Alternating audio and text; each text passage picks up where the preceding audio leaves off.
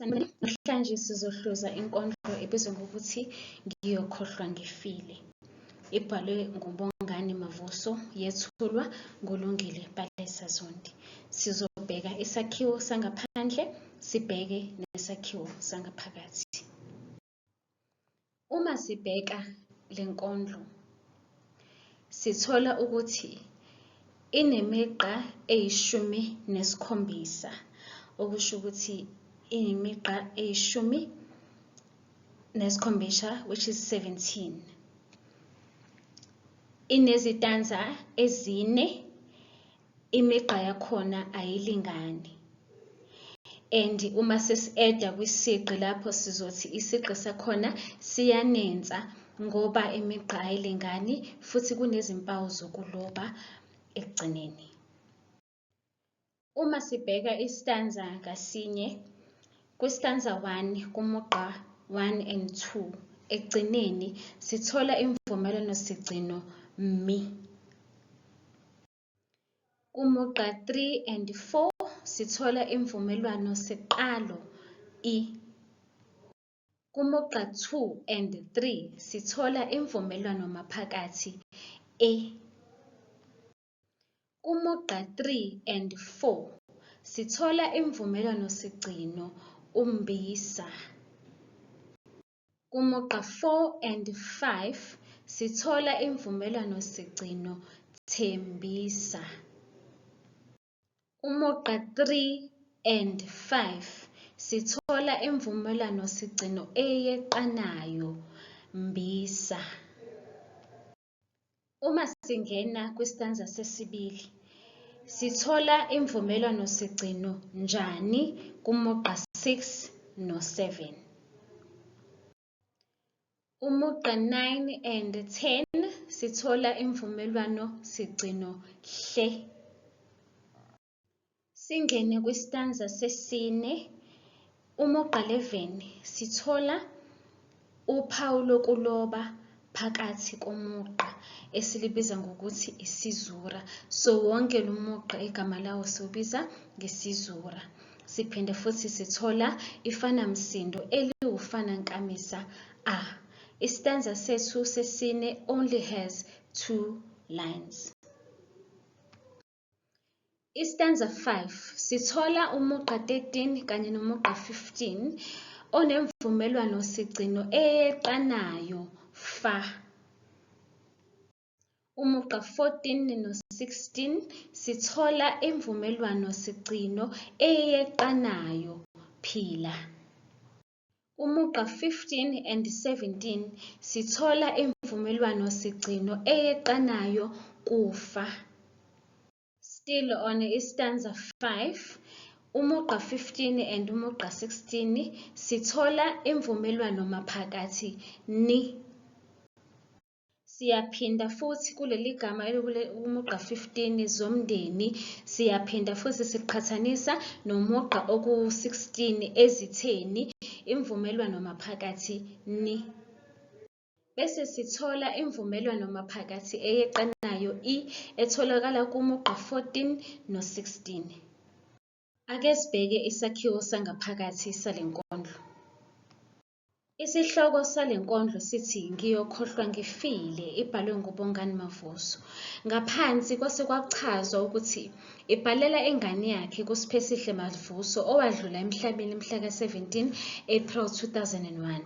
Already from that we can see ukuthi le nkondlo kuzoba inkondlo enomqondo osobala because uyaspecifya uBongani Mavuso ukuthi ukhuluma directly to indodakazi yakhe uSiphesihle Mavuso.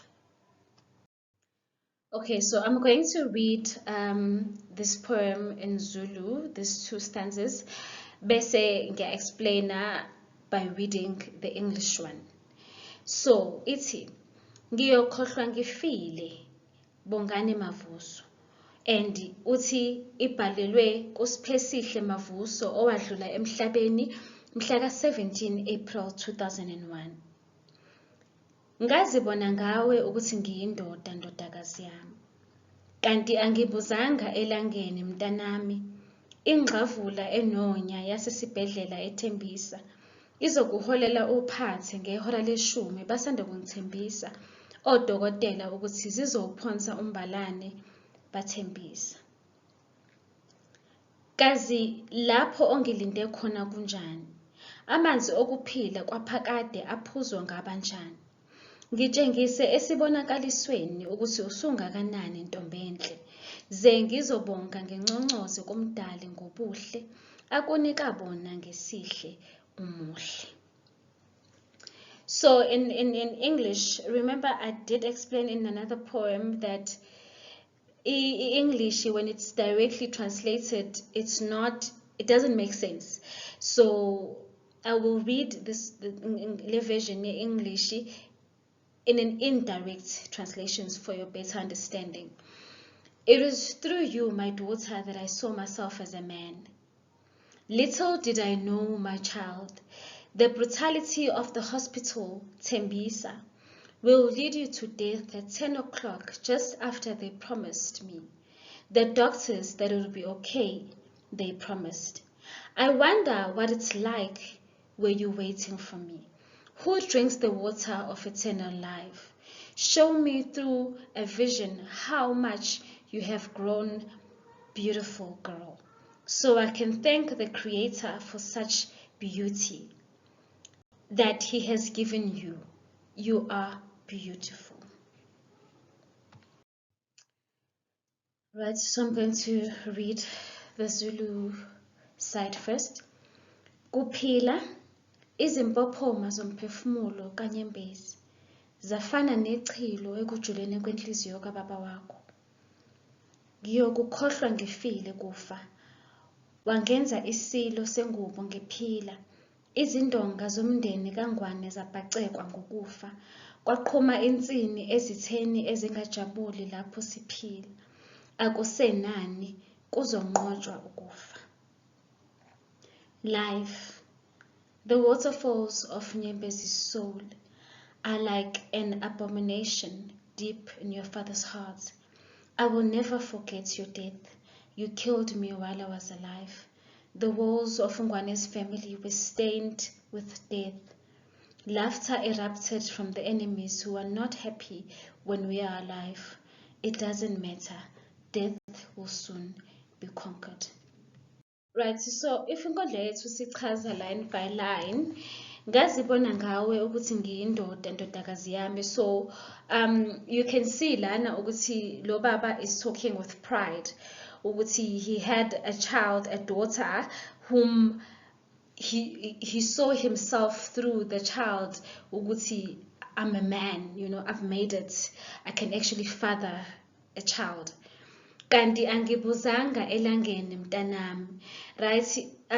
Lokho isimo sokukhuluma, ukuthi angibuzanga elangeni isimo sokukhuluma, and it means ukuthi little did I know.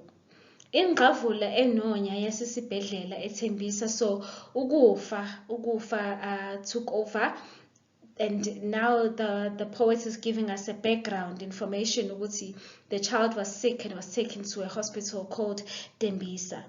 Izokuholela ophathe ngehora leshumi basanda kungithembisa odokotela ukuthi zizowuphonsa umbalane bathembisa. So the poet is just holding on to the promise that the doctors gave him. Uthi at 10 p.m. Okay, we cannot say p.m. or a.m. because uthi ngehora leshumi, so don't know what time of the day it was. Kodwa uthi at 10 o'clock, the doctors promised me ukuthi you are going to be okay. They promised. Kazi lapho ongilinde khona kunjani? So lona ke we call it umbuzo mbumbulu ukuthi I wonder how it is were you waiting for me? Are you okay? Are you happy? And then it's also number 7 uthi amanzi okuphila kwaphakade aphuzwa ngabanjani, right? So who drinks the water of life? Who has the privilege to actually live forever? And umbuzo mbumbulu loyo, because the poet is not expecting an answer from that. There is no water of life. Ngitshengise esibonakalisweni ukuthi usungakanani ntombenhle. Uthi show me through the mirror. Uyabona, there's khona this thing that we esetshenziswayo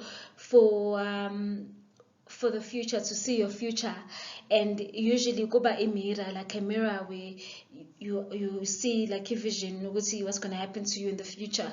So Imbongi is saying, show me through that mirror, through that vision, ukuthi how old are you now?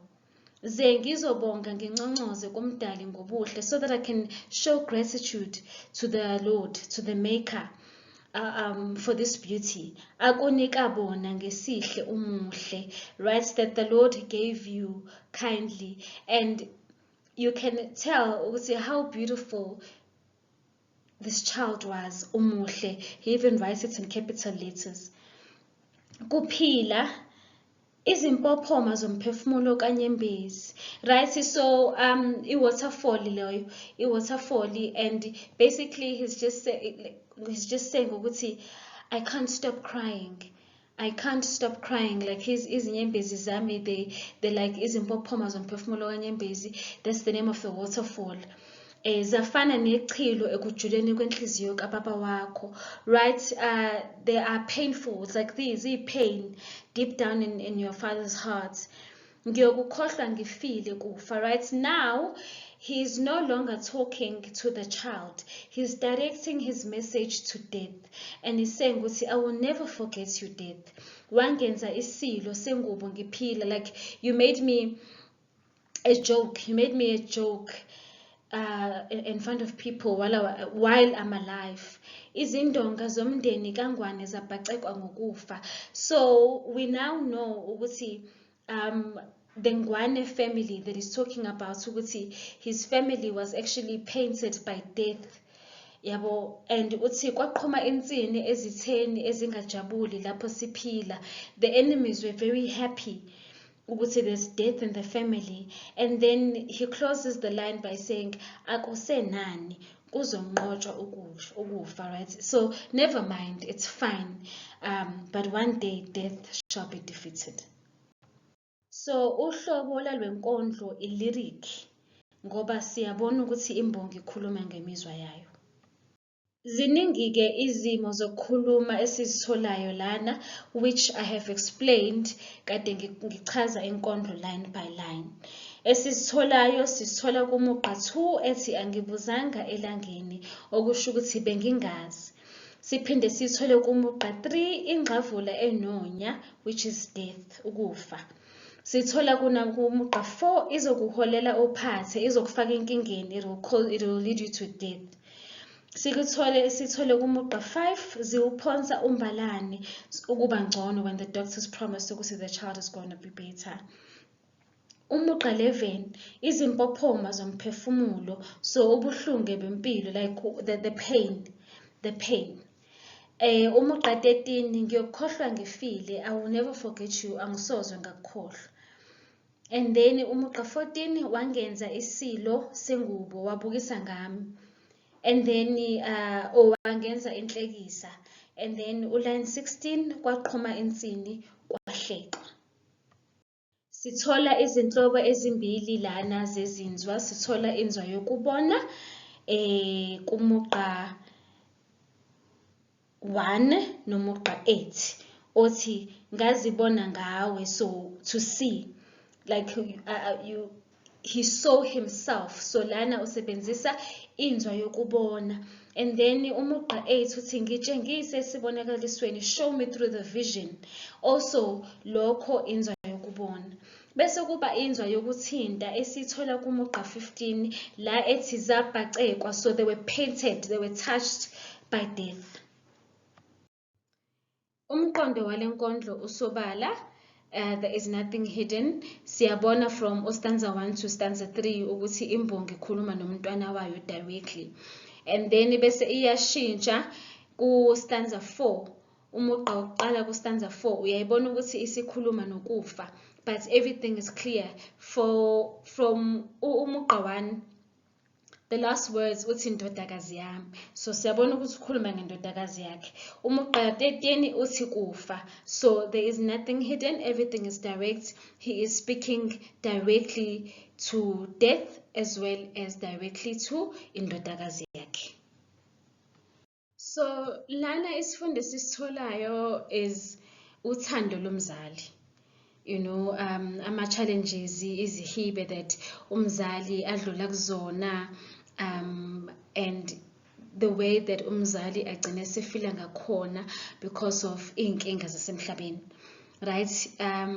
Sifunda ngothando olujulile lomzali kumntana wakhe nezihibe abazali abadlula kuzona ukuqinisekisa ukuthi umntana uhlale enempilo enhle.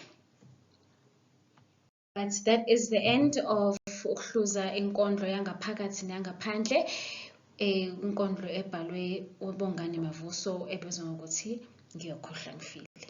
Thank you.